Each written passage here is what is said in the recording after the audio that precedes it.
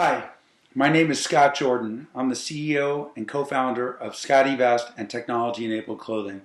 And I wanted to say a few words about my appearance on Shark Tank this past Friday, March 2nd. And I thought this would be a good forum to do so. On Friday, March 2nd, I appeared on ABC's reality show, Shark Tank. The premise of the show is as follows. An entrepreneur enters the tank with an idea and an offer.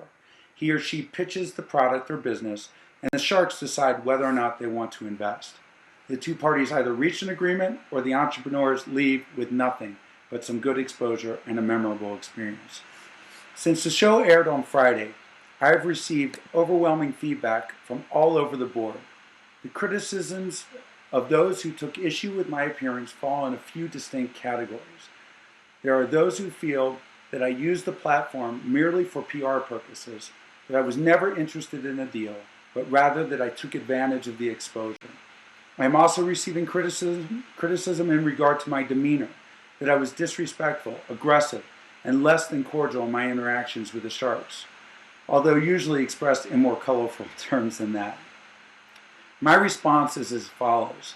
I entered the tank in the hopes of gaining a strategic business partner who would help me establish my licensing company, TEC, Technology Enabled Clothing, in a way that I have yet been unable to do on my own. The exposure inherent in an appearance on national TV is something no entrepreneur would ignore.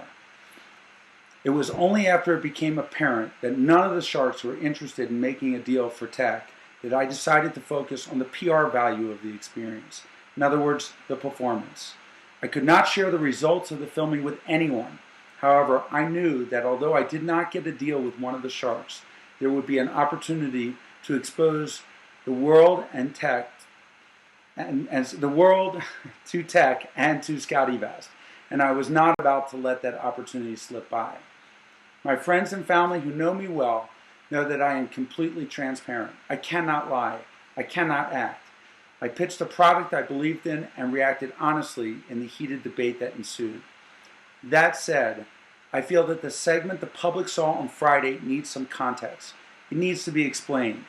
There's a lot to be said about how the 60 minutes that I was in the tank was edited down to around 20. ABC, in the end, is trying to make good TV, and no one can blame them for doing that job well.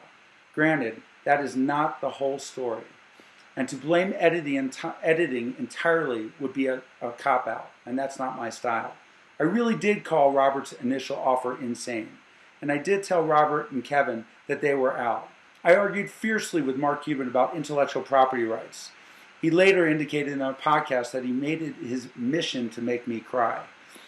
About standing by my patent and the essential Americanness of the patent system. After all, it is a right that was included in the Constitution. But let's put this into perspective. How many times have you seen entrepreneurs, people who are really starting out, who have a great idea and need guidance and money, flounder in the tank, get taken advantage of? The difference between my segment and most is that I am a businessman and that I am willing and able to engage the sharks in a serious business interaction. I think that surprised them.